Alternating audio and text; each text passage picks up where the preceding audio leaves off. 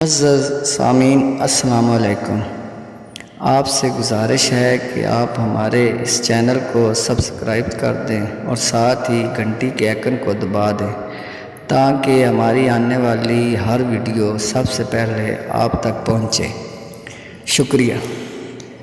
پیارے سامعین، آج ہم آپ کے سامنے بانِ علم کیمیاء جابر ابن حیان کے اپنے استاد مولا امام جعفر صادق علیہ السلام سے کیے گئے سوالات اور ان کے جوابات کا مکالمہ پیش کریں گے۔ توجہ سے سنیے گا۔ جابر ابن حیان نے عرض کیا،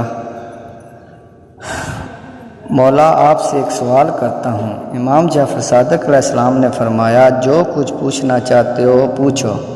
جابر نے اظہار خیال کیا، میں پوچھنا چاہتا ہوں کہ اللہ کے نبی نے مسلمانوں کے قبلے کو کیوں تبدیل کیا اور ان سے کیوں کہا کہ کعبے کی طرف رخ کر کے نماز پڑھیں، جبکہ اس سے قبل وہ ایک دوسری طرف رخ کر کے نماز پڑھتے تھے؟ امام جعفر صادق علیہ السلام نے جواب دیا، اللہ کے نبی نے اللہ کے حکم سے مسلمانوں کا قبلہ تبدیل کیا۔ جابر نے پوچھا، اللہ نے مسلمانوں کا قبلہ کیوں تبدیل کیا؟ کیا اللہ دانائے مطلق نہیں ہے؟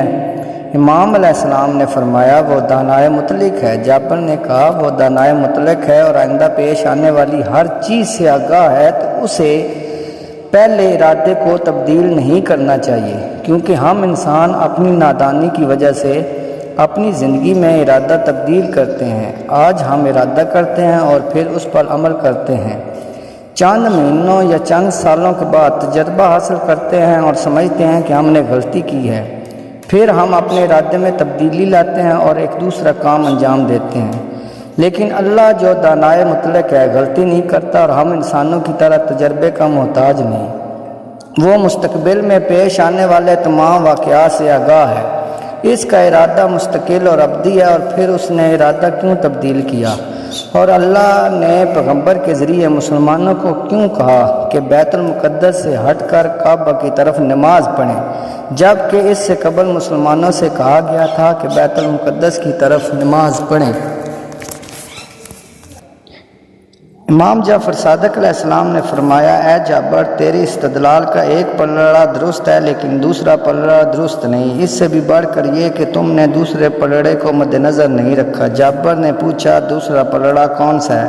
امام جعفر صادق علیہ السلام نے جواب دیا، دوسرا پلڑا لوگ یعنی انسان ہے۔ تم نے غور نہیں کیا کہ اللہ کے احکامات انسانوں کے لیے فرماتا ہے، نہ کہ مخلوقات کے لیے جن کی زندگی میں کوئی تبدیلی نہیں آتی، یعنی جمادات، پتھر وغیرہ۔ یہی وجہ ہے کہ حضرت موسیٰ کے ذریعے بنی نوع انسان کے لیے صادر کیے گئے احکامات ہمارے نبی کے ذریعے صادر کیے جانے والے احکامات سے مختلف ہیں۔ اللہ کو ازل سے معلوم تھا کہ وہ ایک دن مسلمانوں سے بیت المقدس کی طرف منہ پھیر کر کے نماز پڑھنے کا حکم دے گا۔ اللہ تعالیٰ کو ازل سے معلوم تھا کہ وہ ایک دن مسلمانوں سے بیت المقدس کی طرف منہ پھیر کر نماز پڑھنے کا حکم دے گا، اور اللہ یہ بھی جانتا تھا کہ کچھ عرصہ بعد وہ ان سے کعبہ کو قبلہ بنانے کا کہے گا۔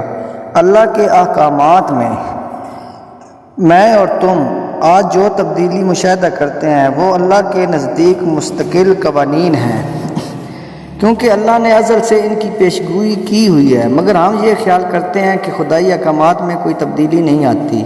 اس کی دو مثالیں دیتا ہوں تاکہ تم اسے بہتر طریقے سے سمجھ سکو۔ وہ شہد کی مکھی جو بہار کے نصف ماہ کے دوران پیدا ہوتی ہے، اگر سردیوں کے سرد موسم کو دیکھے تو خیال کرے گی کہ دنیا کے قواعد تبدیل ہو گئے، لیکن کیا اس کا مطلب یہ ہے کہ میرے اور تمہارے لیے بھی دنیا کے قواعد تبدیل ہو گئے؟ جابر نے کہا، نہیں۔ امام جعفر صادق علیہ السلام نے فرمایا، میں اور تم نے پیشگوئی کی تھی کہ گرمیوں کے بعد سردیاں آئیں گی اور ہماری نظر میں دنیا کے احکام میں کوئی تبدیلی وجود میں نہیں آئی۔ ایک دوسری مثال دیتا ہوں۔ فرض کیا آپ کے پاس کچھ زمین ہے اور اس میں کچھ مزارع کو کام کرنے کے لیے منتخب کرتے ہیں، اور آپ کا ارادہ یہ ہے کہ وہ شخص صرف 1 سال تک آپ کا مزارع رہے۔ 1 سال کے بعد آپ اسے کام سے نکال کر کسی دوسرے کو اس کی جگہ رکھ لیتے ہیں۔ جب 1 سال ہوتا ہے تو آپ اس شخص کو اطلاع دیتے ہیں کہ اس کی خدمات کی آپ کو ضرورت نہیں۔ وہ شخص آپ کے ارادے سے متعجب ہوگا اور اسے آپ کے پہلے ارادے کے خلاف خیال کرے گا، لیکن کیا آپ نے اس مزارع کو نکال کر کسی دوسرے کو ملازم رکھ کر اپنے ارادے میں کوئی تبدیلی پیدا کی ہے؟ ہرگز نہیں، کیونکہ آپ نے پہلے دن سے ارادہ کیا ہوا تھا کہ 1 سال بعد اسے نکال کر اس کی جگہ ایک دوسرے شخص کو رکھیں گے۔ اللہ کے احکامات بھی جو ہماری نظر میں الٹ یا متضاد ہوتے ہیں اسی طرح ہیں، اور اللہ کے جتنے قوانین ہیں ازل سے ان کی پیشگوئی کر دی گئی ہے، اور اس کے لیے متضاد ارادے کوئی معنی نہیں رکھتے۔ جابر ابن حیان نے کہا، میرا عقدہ کھل گیا کیونکہ مسلمانوں کے قبلے کی تبدیلی کا مسئلہ میرے ذہن پر بوجھ بنا ہوا تھا، اس کے باوجود کہ اس لحاظ سے میرے پاس کوئی سوال نہیں، پھر بھی اس موضوع کے بارے میں سوال کرتا ہوں۔ امام علیہ السلام نے فرمایا، پوچھو۔ جابر نے کہا، اس میں کیا مصلحت تھی کہ اللہ نے پیغمبر کو حکم دیا کہ اس کے بعد کعبہ کی طرف منہ کر کے نماز پڑھیں؟ امام جعفر صادق علیہ السلام نے فرمایا، جب پیغمبر نے رسالت پہنچانا شروع کی تو مسلمان تھوڑے کمزور تھے، جبکہ یہودی اور عیسائی اکثریت میں تھے اور طاقتور تھے، وہ مسلمانوں کو ختم کر سکتے تھے۔ لہٰذا اس زمانے میں اللہ نے مسلمانوں کو بیت المقدس کی طرف رخ کر کے نماز پڑھنے کا حکم دیا، کیونکہ یہودی اور عیسائی دونوں بیت المقدس کے احترام کے قائل تھے، اور اس طرح وہ مسلمانوں کو دشمنی کی نظر سے نہ دیکھیں اور انہیں دشمن خیال نہ کر کے انہیں مٹانے سے باز رہیں۔ بیت المقدس کی جانب منہ کر کے نماز پڑھنے کا مقصد یہودیوں اور عیسائیوں سے نرمی سے پیش آنا تھا۔ یہ سلوک کافی مؤثر واقع ہوا، کیونکہ یہودیوں اور عیسائیوں نے مسلمانوں میں دشمنی کے کوئی آثار نہ دیکھے تو انہیں تکلیف پہنچانے سے باز رہے، لیکن اس کے بعد جیسا کہ تم جانتے ہو مسلمانوں اور یہودیوں کے درمیان تنازع شروع ہو گیا۔